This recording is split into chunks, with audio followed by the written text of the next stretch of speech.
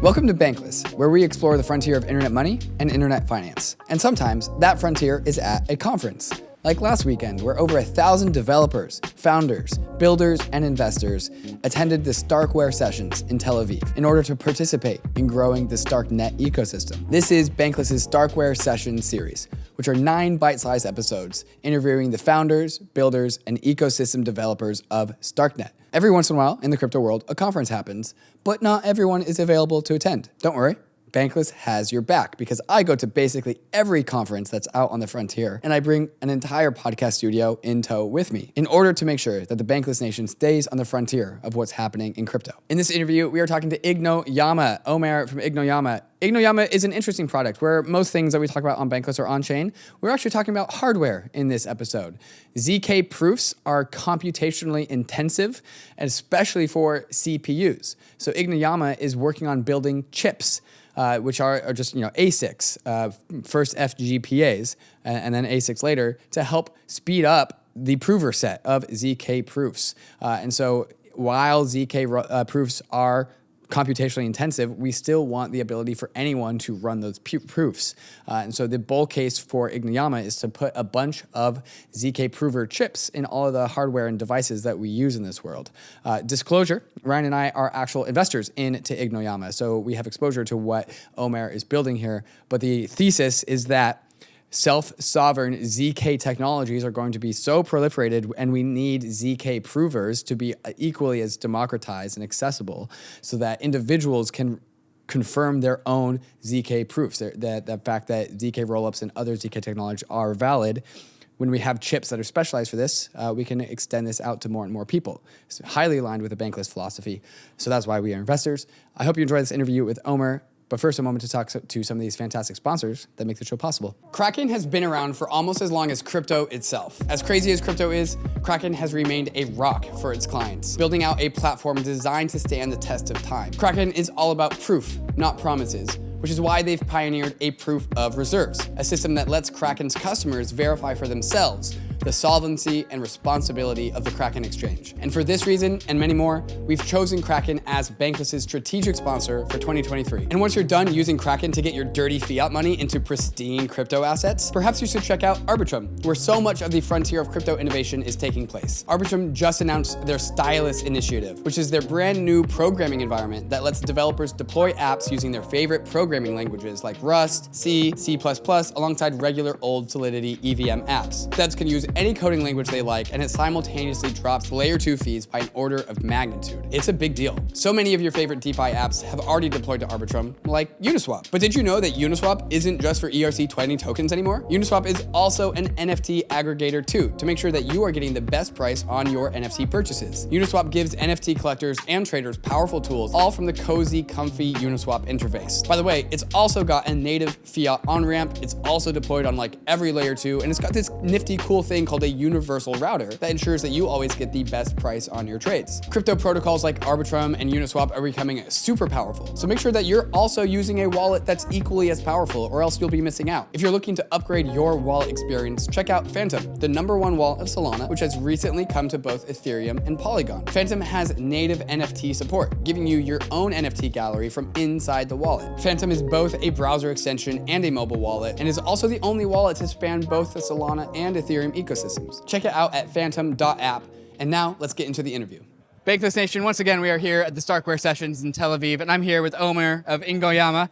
And Ingonyama is doing something quite interesting that you might not be familiar with. Omer, can you kind of walk us through why we need Ingonyama? So, like every successful technology in history, we can say that there are 3 pillars to this technology. We have the software, the algorithms, and the hardware. So, zero knowledge, which is a core technology in our space. It's basically a cornerstone for trustless computing, which is what we need for decentralization. It's just such a technology, and we want to make it successful. We want to make it mainstream. We want to make it at the hands of everybody. So out of these 3 pillars, basically what we do is we are taking care of the hardware. And so this is the hardware, as in, once upon a time, the Bankless Nation will know I got into the world of Ethereum through GPU mining. There's also the world of ASICs proof of work. How does and this is the same sort of subject matter, but as it relates to zero-knowledge computation. How is this world similar to the proof-of-work industry, and how is it also different? Right. So dynamics can be there are similarities, but I think one step before we need to understand what exactly is the connection, or what do we need hardware for zero knowledge. And specifically, zero knowledge, it's been around like decades in academia, and only recently, over the last few years, it's doing the transition into industry. And we chose in the space with represented by many companies. What we chose is to focus on very specific type of zero knowledge provers. You might have heard about snarks, starks, and companies such as zero knowledge rollups, right? And basically, they have some very interesting properties, this type of zero knowledge systems. One of them is that the proof is very small. And the other thing is that it's publicly verifiable, okay? So before we even go into explaining what zero knowledge is and why do we need it, just in terms of like the analogy here to proof of work, what we see is that there is kind of like a trade-off, because we gain all of these like very nice properties, but we need to pay somewhere. And where we need to pay is by computing this proof. So roughly it takes 7 orders of magnitude more than the computation itself to actually compute the proof. Once you have the proof, you have a lot of power, right? But to get to this point, you need to spend a lot of money and compute power. This is where hardware can make a big difference. It's still going to be 7 orders of magnitude, more computation, but the effect that what you feel in terms of the cost and the time that it takes you, we aim to make it as simple as possible, obviously, but also as close as possible to the user experience and developer experience that we have by just running the computation. Now, what it means is that, as I said, trustless computing and zero knowledge can mean many things. There are definitely few applications that we see today that are touching or try to replace exactly the old mechanism of proof of work by something that's based on zero knowledge. There are huge advantages of doing so, but this is far from being the only use case. So I think that right now we are talking about level that is way lower, somewhat lower than the actual proof of work type of or mining that we had in the space. But it's definitely involved. It has some kind of relations to it. For example, you can build something similar to a proof of work mechanism based on zero knowledge. Of course, with many benefits that I can go over. So it's been part of the trajectory of much of Ethereum to actually get rid of hardware. Like we want to do proof of stake because we don't want to have proof of work miners. But there's a dynamic here about zero knowledge computations, which also is part of the broad Ethereum roadmap, where we want like ZK rollups with zero knowledge proofs and other reasons to apply zero knowledge technology to what we're doing here. Which means that, are we committing to some sort of hardware layer to the Ethereum future because of just the commitment to zero knowledge?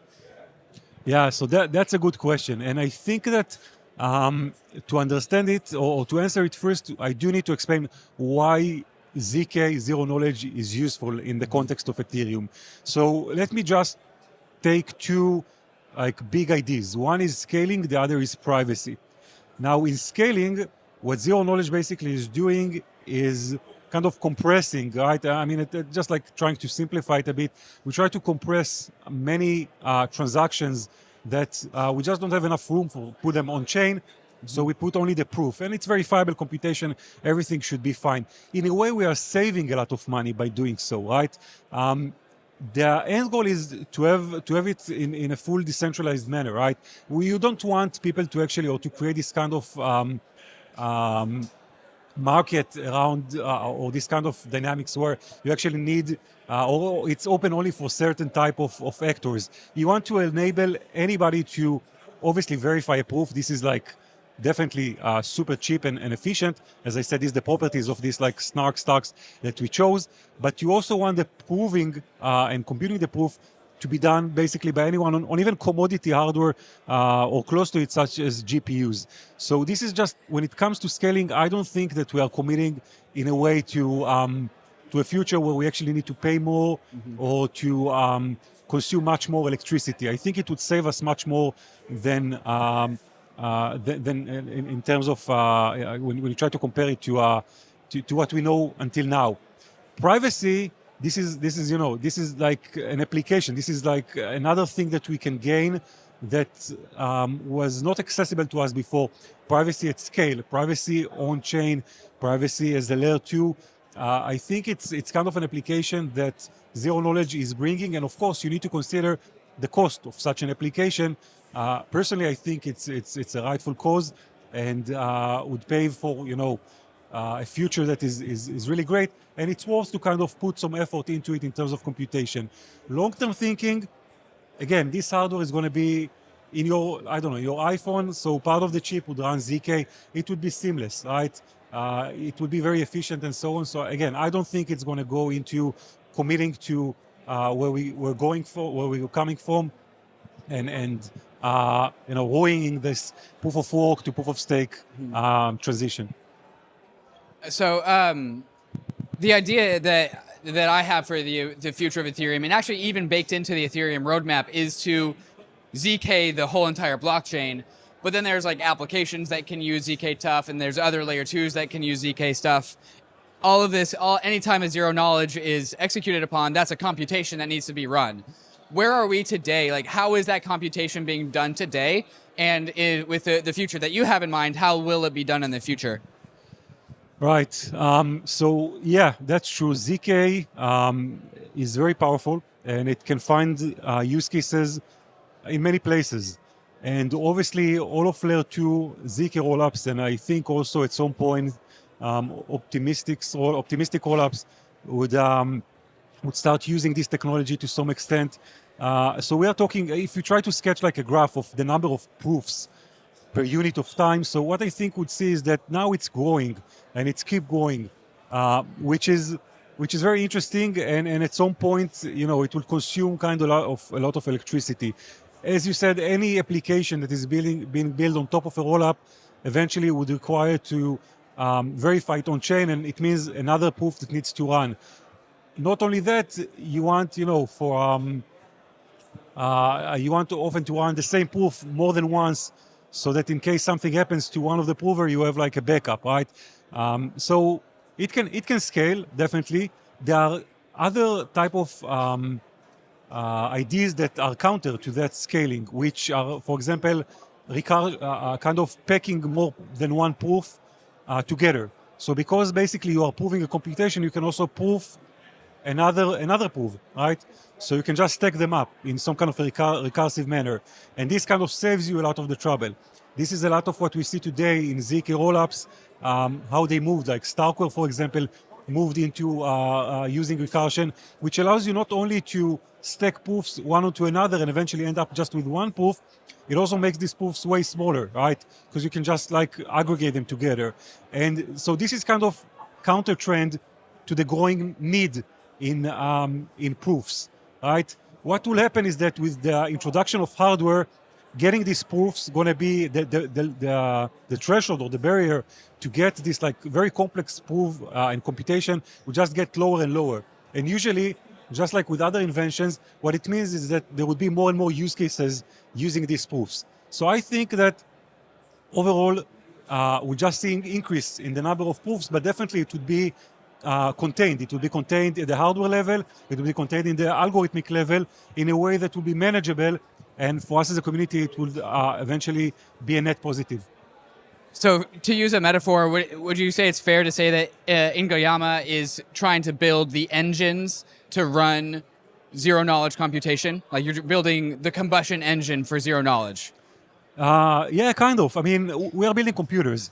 Like, you can look at the traditional computer architecture and something is missing. I mean, something that like, a finite field arithmetic, some discrete math, like the stuff that are the fundamental in the computer architecture is not really accelerated. It's not used in AI, network storage acceleration, but it is needed in cryptography, even not just zero knowledge, fully homomorphic encryption, and even, lattices and such, like the basics of post-quantum cryptography. Everything is built on the same math.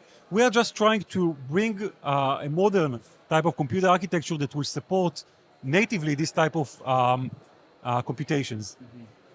So is the idea that what you just said, that we have this new thing in this world called zero-knowledge proofs. They're computationally intensive. Is the future state of the world one where there is a new component, a new hardware component in perhaps every single device out there, my phone, my computer, my laptop, that is specialized to run a zero-knowledge proof? Is that kind of the future that we're looking at? Yeah, absolutely. I mean, and we also can tell, it's going to start from more of the server side, like the data centers. This is where it's easier to kind of take a whole new computer architecture and just like push it, and then get some optimizations in running ZK provers. But phones, they are like the form factor very small. It's going to be very hard. Right. But let's say decentralized identity. Right, this is something that we know several like phone vendors, manufacturers are looking very deeply into. So this will require some of these functions, like some IP cores that are relevant to the broader like ZK computation, but they can also fit inside like chips that are being manufactured by others. Also, when it comes to privacy, eventually you need it in your hand. You need full control. So that's definitely going to be like in every one of our hands, in phones and so on. Yeah. Yeah, so I know one of the big conversations that's going out here at the StarkWare Sessions is account abstraction, and how account abstraction uses the secure enclave of a phone to store data, to unlock, assurances about a private key. And so there's already the conversation happening about how does our physical hardware impact the technology that we have in the virtual space, right? Like, even though we're all love to be in the metaverse, the physical nature of our hardware is still very, very important. And so maybe to use another metaphor, is like we have this secure enclave to store private keys, and that's a physical component of our devices that help us do our crypto things.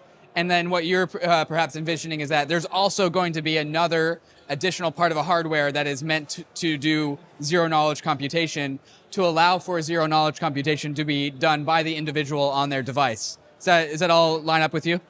Yeah, I think it does. Like when I look at the future, in a world where ZK is cheap, I mean, there's no reason why you cannot just verify any computation you do. I mean, everything you run on the phone, including communication with secure enclave and so on, can be verifiable, right? You can also output a proof that the computation was done correctly. It's even more important once you outsource the computation to someone else, to the cloud. Everything can be verifiable, and it should, right? So I think we are talking here about kind of a new modern type of architecture that will also include a component that is specialized for this type of cryptography. Yeah, and if we don't have this kind of research and this kind of like R&D effort that you're doing, then we probably ultimately outsource that proof generation to a third party, which is not exactly what we're going for in this world of self-sovereign like technology. Is that a fair assumption? Yeah, it is. I mean, there's an ongoing research on how you can actually separate the compute-intensive part from the privacy-preserving part of the computation. It's not easy. There are a few ideas, and it's, right now it seems very far away. So I think definitely a way to go is to try and get everything done on the hardware locally. And it's a future. It will take a lot of time, but we'll get there. Meanwhile, there are many use cases and applications that can still run only on data centers, by miners, and some people and corporates that have access to this specialized hardware. That's for sure. But yeah, we are going into the this like future where there's ASICs. There are like different chips that can be used in any type of computing device, and can bring you this technology to the level that, again, user experience is going to be completely seamless. You won't feel that you are computing a proof. So maybe we can really judge about how trustless and self-sovereign the world is with how far your chips have proliferated across the world. Yeah. I mean, it's one way to look at it. Again, remember that right now, even the rollups, the ZK rollups, all of them are more or less centralized. Sure. So there's still far way to go.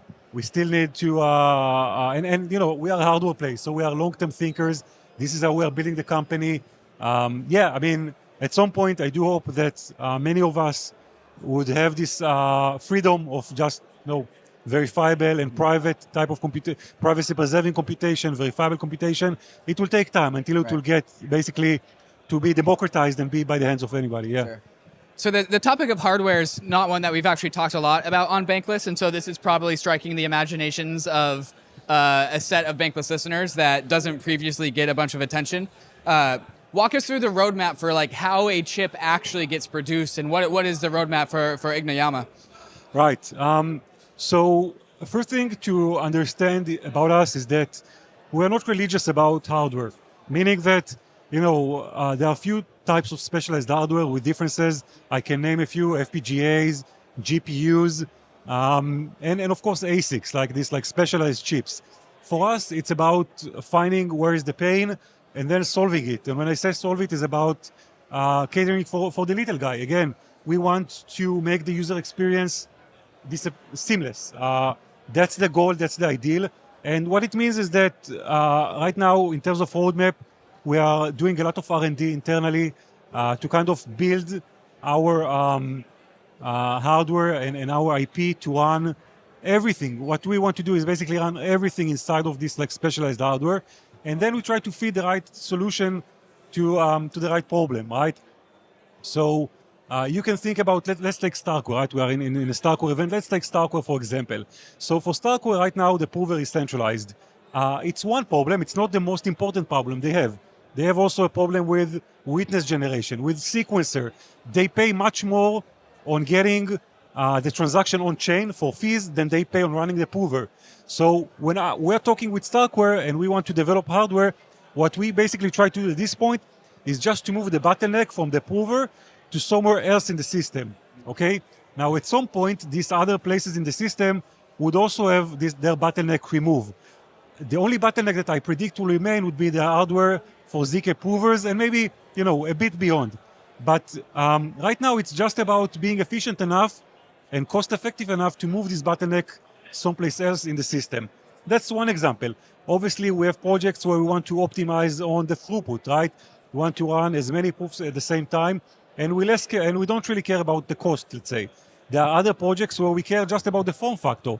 We have a project, by the way, for Filecoin, where it's mostly about just replacing GPUs with FPGAs that are tiny, right? It's like small, it fits a data center. So it really depends. Overall, our vision is, and I think this is the long-term solution, is to have these dedicated chips. And to go to this place, we need we first need to come up with an architecture. Something very similar to a GPU, if you try to think about it, like many cores that run in parallel, but are suitable to the type of computation that you can see in zero knowledge. And once we have this figured out, remember that ZK, and this is probably a question many ask, is it's a fast-moving space, right? Everything is kind of changing. How do we de-risk it when we build something that is meant to last for many years to come? And one way that we try to do it is by basically building it in a programmable way. That's one thing, and the other thing is to battle test it all the time, right? So every time there's a new ZK protocol primitive coming out from academia even, we try to kind of red team it and see if we can support it and to what extent. And then we fine tune our design. Hopefully, we'll be able to go to a tape out, which is, to your question, kind of the no return point where you kind of say, okay, this goes, and when it gets back, it's in silicon, then it goes into, I don't know, miners and whoever needs it. So hopefully we'll be able to go to this, to tape out soon, meaning when I'm saying soon, it still mean can mean a couple of years. And it's really going to depend on how this market is going to evolve. We first want to target rollups, ZK rollups, and therefore we are very much dependent on their decentralization efforts, and we try our best also to help with what we can. Omer, if somebody is interested by what you are doing, what you've talked about here today, how can they join? How can they help? Who do you need help from, or how can people get involved? Right. So at this point, we do mostly R&D. My team, they are a bunch of very talented cryptographers, mathematicians, and hardware guys, like chip designers, architects, and so on. We are trying to build an ecosystem in software. What we're going to do soon is going to open source much of what we do. Hardware is traditionally a very closed source type of environment. This is not good for our space. We try to break this narrative. We try to go and walk in the open, be transparent, and also put some code and IP out there for people to use and play. Feedback is critical from developers mostly that are going to build on ZK. Any type of application, everything is applicable. You can find us in Twitter, Ingo, ZK. We have a website we launched not long ago, ingonyama.com. We have a GitHub with all of our stuff open. We have a Discord that soon we're going to launch it officially. Right now, if you are working on some technical problem and want to join the Discord, meet the team, this is a very good place. Reach out to me and I'll be able to connect you with the team. Omer, thank you so much. Thank you. Cheers.